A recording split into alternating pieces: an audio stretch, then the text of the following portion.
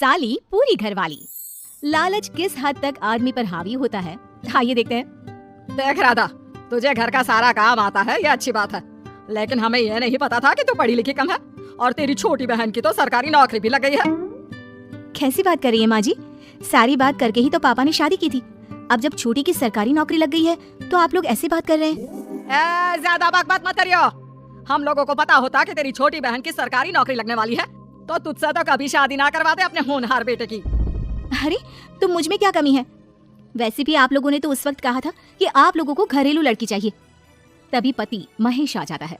देख राधा, 100 की सीधी एक बात बता देता हूँ, तू जा और अपनी बहन को बोल कि उसे यहाँ रहकर अपनी कमाई हम लोगों को देनी होगी जब तक हमारे सारे कर्जे उतर नहीं जाते, नहीं तो तू अपना बोरिया बिस्तर बांध और निकल मायके। राधा पति की बात सुनकर हैरान रह जाती है। दिमाग है भी क्या आप लोगों के पास? क्या बोले जा रहे हैं? साली को घर पर रखेंगे? अरे मोहल्ला समाज क्या कहेगा? और माना पिताजी को उसके पैसों की जरूरत नहीं है, लेकिन वो अपनी कमाई आप लोगों को क्यों देगी? अरे क्योंकि हम लोगों के ऊपर कर्जे हैं, समझी? या तो तू कमा कर ला या अपनी बहन को बोल कि अपनी बहन का घर बचाना चाहती है तो यहाँ आकर रहे। सभी मिलकर राधा को घर से निकाल देते हैं। राधा भी कहाँ जाती, मायके जाकर रोने लगती है। छोटी बहन मीना कहती है, अरे क्या हो गया दीदी, कितना पैसा मांग रहे हैं? अरे अभी दे देते हैं ना, रो मत, अब तो मेरी भी नौकरी है। लेकिन राधा तो रोए ही जा रही थी। नहीं नहीं, इस बार लगता है उन लालची लोगों ने कुछ और ही डिमांड रखी है, वरना राधा इतना ना रोती। क्यों बेटी, क्या हुआ है? माँ पिताजी, इस बार जो उन लोगों ने मांगा है ना, वो सुनकर तो आप लोगों के पैरों के नीचे से जमीन खिसक जाएगी। ऐसा क्या मांगा है दीदी? तुझे मांगा है।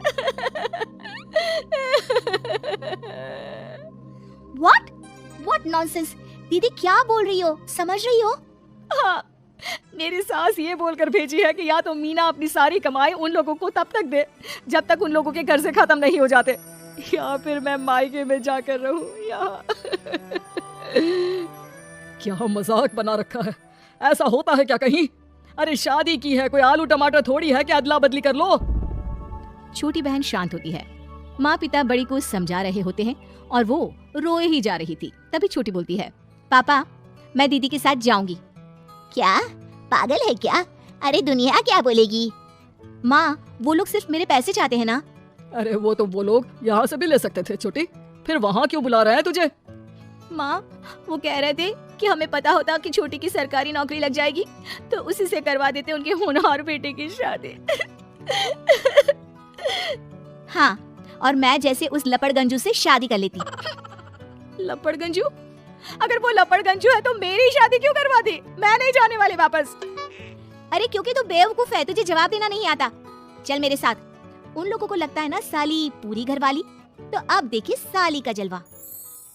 और शादीशुदा बेटी को पिता भी कितना घर बिठाते। उसके ससुराल जाते हैं दोनों बेटियों के साथ। आइए ले आए अपनी कमाओ बेटी, ये अच्छा किया। समझदार आदमी की पहचान यही तो होती है। मुझसे बात करिए ना, मैं रहने आ रही हूँ इस घर में, तो मेरी कुछ शर्तें रहेंगी। अरे वाह जी वाह, बहन के ससुराल में भी शर्तें? अरे और क्या, आप लोगों को मेरे पैसे चाहिए, दीदी घर का काम करेगी, इतना सब मिल रहा है। वैसे आप तो जानती हैं, बाजार में बिना शर्तों के तो एक पॉलिसी भी नहीं मिलती है। बात तो ये सही बोल रही है, सरकारी नौकरी वाली लड़कियां ऐसा नहीं मिलती। हाँ हाँ ठीक है, अच्छा बोलो छोटी बहू, क्या शर्तें हैं तुम्हारी? मैं कोई काम नहीं करूंगी।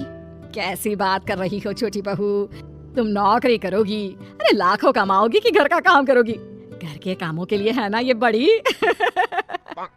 दूसरी शर्त, मुझसे कोई बदतमीजी से या ऊंची आवाज में बात नहीं करेगा। अरे कैसी बात कर रही हो तुम तो ख्वाबों की रानी हो। शट अप जीजा जी, साली से मजाक करना अलग बात है, लेकिन याद रहे साली बहन होती है बीवी की, और बीवी की बहन यानी आपकी बहन। माँ ये क्या बोल रही है? बहन?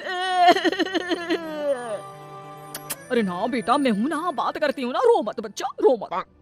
खैर पिता दोनों बेटियों को छोड़कर चले जाते हैं। अगली सुबह, अरे सरला जल्दी से मेरा और तुम्हारी बहन का खाना पैक कर दो, हम लोग ऑफिस के लिए निकल रहे हैं। लेकिन सरला तो सोफे पर बैठकर टीवी देख रही होती है। देखो जी, मेरी बहन पैसे कमा रही है तो मैं क्यों काम करूं? याद है ना मम्मी जी क्या बोलती थी कि मेरा बेटा पैसा कमा रहा है, तब सारा काम मैं करती थी। अब मेरी बहन कमा रही है तो मैं भी काम नहीं करूंगी। हाँ अरे साली साहिबा चलिए ना, मैं आपको दफ्तर छोड़ देता हूँ, क्या रेपुटेशन बनेगी हमारी। हाँ हाँ जीजा जी, चलिए आज आपकी ये इच्छा भी पूरी कर देते हैं। छोटी के ऑफिस में। अरे ये कौन है? तेरे जीजा जी है ना?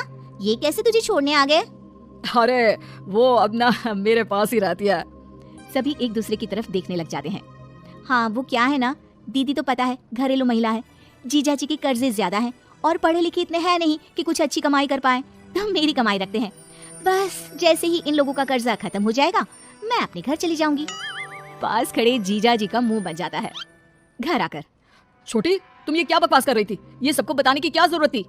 अरे जीजा जी, आप खुलेआम सबको ये कहे कि साली आजकल मेरे साथ रहती है तो लोग क्या सोचेंगे आप जानते हैं ना।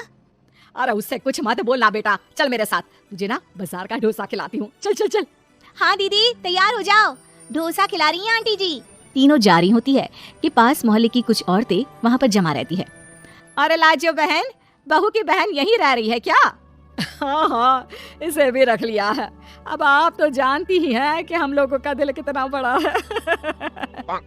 जी, इन लोगों का दिल उतना ही बड़ा है जितना इन लोगों का कर्जा। अब बेचारी बुढ़िया का बेटा लायक तो है नहीं और बहू की बहन की सरकारी नौकरी, तो ले आए घर अपने। इनका कर्जा अब मेरी कमाई से ही तो खत्म होगा ना। सबके सामने सास की भी बेइज्जती हो जाती है।